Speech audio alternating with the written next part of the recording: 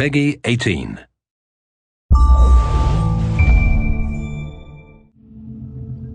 Hi there, my name's Jamie Keane, I'm the lead game designer on Far Cry 3, and this is Mark Thompson, I'm the level design director. So what we're going to show you today is we're going to show you a run-through. So you find yourself to begin with in Amanaki Village. Now this is one of the hubs in the game.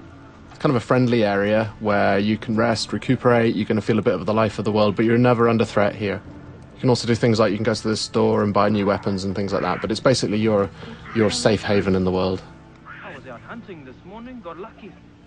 So at this point, if you look at the mini-map, it doesn't have a lot of useful information on it. Actually, it's almost entirely useless, apart from the radio tower icon you can see there. Whenever you get to a new area of the world, the map will look like this. So the first thing you need to do is find the nearest radio tower, which is generally a visible landmark on the horizon. And then you need to head up there and take off the GPS scrambling device, which Vass and his pirates have put there. So they're always going to be pretty much in high places in the world, areas that you're going to find easy to see. We wanted to make it a slightly different challenge to the rest of the gameplay. A lot of the gameplay in the world is combat oriented, whereas this we wanted to make much more of a kind of a jumping puzzle.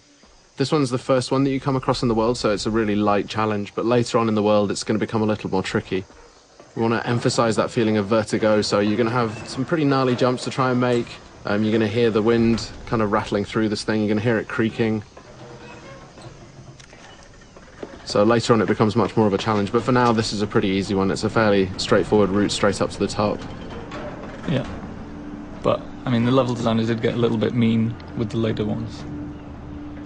More than a little bit, I'd say, some of them, but in a good way. It's a good job they don't do anything like put their names in the credits so everybody knows who they are. You can't find people on the internet like that anymore. No. Alright, so you can see a bit of the size of the scale of the world. We're showing about 1/20th of the world in this demo, so you can just take a little bit of a look around and you can see the kind of the overall scope of the game as a whole. Everything you can see in the world you can get to at any time, and you can explore, and when you get there the world will reward you for doing so. It'll be fun. With these reveal sequences we want to show you a little bit of the world, some sort of suggestions on areas where you can go to explore afterwards. If you take a look around on the horizon as well, you'll see these kind of black smokestacks. Now these are the outposts that are scattered around the world. They're probably your best next step.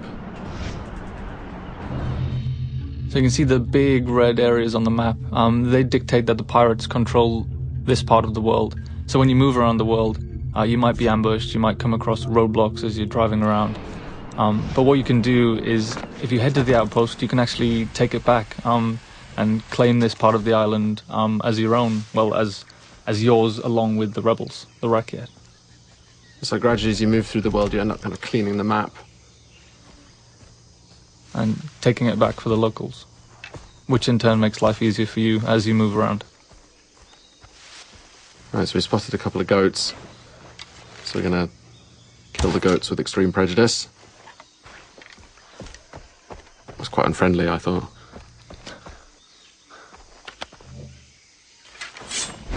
That was more unfriendly, though. Yes, certainly. Yeah. Alright, so we skinned the goat, so now we've got a skin from the goat, so we can use that to craft. This is the crafting menu, and in here you can see all the different things that you can use animal skins to craft. Right now we're going to go and we're going to craft a weapon holster, which is going to let us then carry 4 weapons. The loadout that you have in this demo is a little bit, we kind of cheated slightly just so that it was more fun to play for the demo, but normally you would have to build up from pretty much nothing. You know, you start off in the world and you start off like Jason starts off in this world. You know, he's this young 25-year-old guy without much of a clue, and he's kind of got a gun and nothing much else, so there's a parallel there between the way that Jason starts in the world and the way that you start in the world.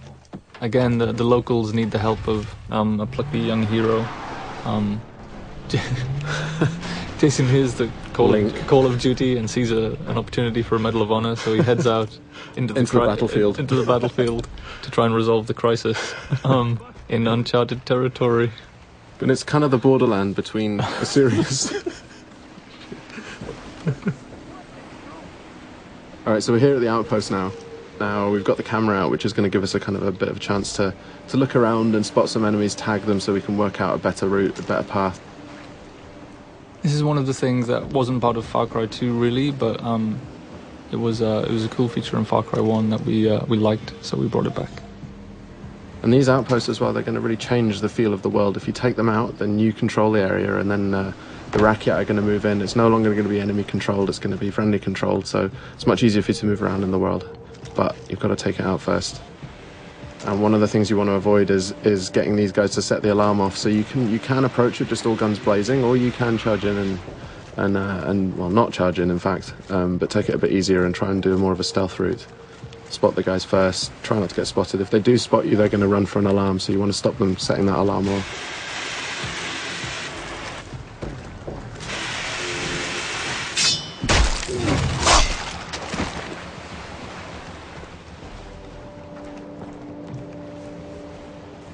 Alright, so we're trying to do a bit more of a stealth route here. Got to be a bit careful. That white line you can see there is a detection meter. If that fills up, they're going to spot you and then combat's going to start. So we've used a rock there to distract that guy. So he's going to go and check that out, and in the meantime we can go off and head off around here and do a death from above. Okay, so he's now alerted. So these guys, you can see he's heading over for the alarm there. That's a good shot.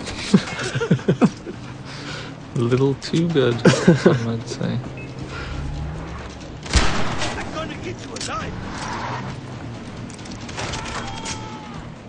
Alright, so it's all kicked off now because I can hear you. So this is the thing. I mean, once you do go weapons loud, the world reacts to it, and the world's going to come and find out and see what you're up to.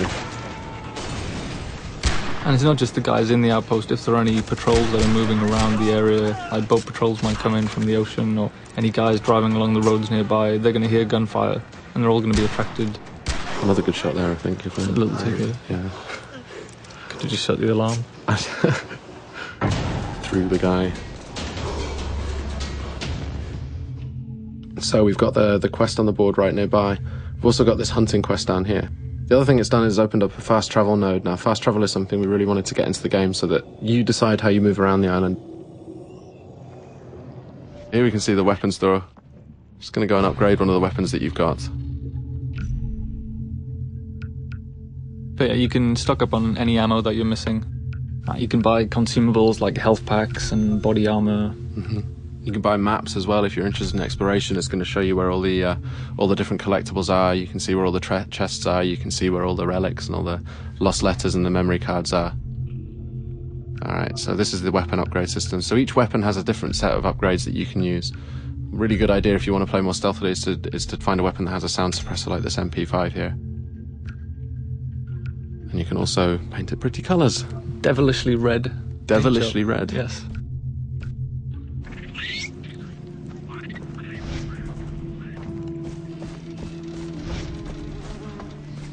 Alright, moving on to take this quest, which is just on the board over here.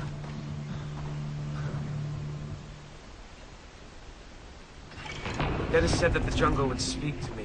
So the villagers in Amanaki have had some problems with local bears. They've been killing them, I guess. That's the problem they've had with them. They've been dying by bear. And the thing with these as well is we want to add a sort of a gameplay challenge as well. So it's not just going to be a question of getting in there and shooting them, however, but we want to add a little bit of a challenge in terms of the weapon that you can use. So this one you've got to use a shotgun to take these bears out. You've also got to find out where the bears are. So you've got that 3D objective marker, sorry. You can use a knife as well. Oh yeah, you can use a knife too, yes. But, yeah. Knife versus bear. It's a bad life choice. Always a good choice, always a good decision. Alright, so we're coming up on the quest location now, so we've got to go and pick up a shotgun. And you can see on the minimap we've just dipped into a new undiscovered part of the world. So if we didn't want to go kill these bears, we could head off to that radio tower and unlock a new section of the map and unlock some new side quests and things to do. But right now we're going to go and shoot bears. In the face? No, well I decided not to go with in the face because... That would be too efficient. It would be. But there we can see it. Alright, now, bears can take a lot of punishment and they pack a real punch, as you can see there. When you get hit by them, you really know about it. I've seen it go a lot worse than that. Definitely. Well, that's the thing, because you feel all confident because, you know, they're not closing very quickly and then suddenly knock you over. Yeah. Alright, so we're into the cave now. And this is it's a whole new dimension, I guess, that we added to Far Cry, is lots of interior spaces. There's something that the tech couldn't do back in Far Cry 2, so it's something we added, so you'll have lots of... and it just adds lots of interesting avenues for exploration. Lots of cave networks, tunnels underground, old mines, old temples, and there's always something to do and find down there. It's true. And you have a flashlight as well, so you can see where you're going. Indeed. Adding other dimensions, really? Going to interplane our experiences. Yeah, I mean, physically and metaphysically. So we added Hell and Rylia. And Yeah. In the last area, we headed to the radio tower first so we could figure out the lay of the land and decide what to do next. But in this instance, we just sold the smokestack and headed straight for it. And there's no order that you need to do anything.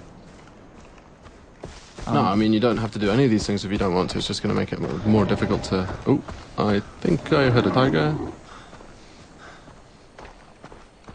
Ah, yes. That's kind of forced the hand on the stealth issue there a little bit, I think. Yes, a little too close to the outpost there. Explosive arrow. But they don't know quite where you are yet. They just heard the gunfire and they come and investigate. Oh, and this is the best explosive arrow ever. Great. I know I'll start a fire. So you can see there we used a few different types of arrowhead. They're actually craftable items. So you're not just stuck with the bow is a super cool stealth weapon for long range kills, but you can also go craft fire tips and explosive tips, so you can be more versatile at long range. But it still stays stealthy even if you've got those kind of like more full-on arrowheads on them. Stealthy explosions. Yes. Stealth explosions. I think we should do that in the real one as well, actually. Stealth explosion.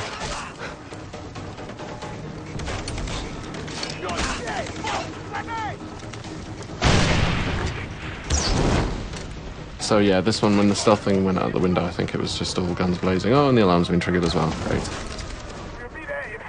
But you can see we've got, obviously the fire tech is back from Far Cry 2. I wanted to really make sure that we kept that one in.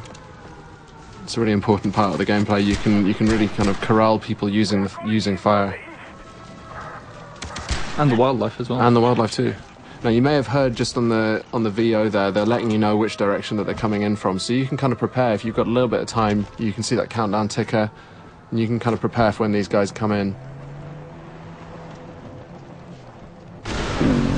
That was a warm welcome. Yes. And there he goes, flying through the air.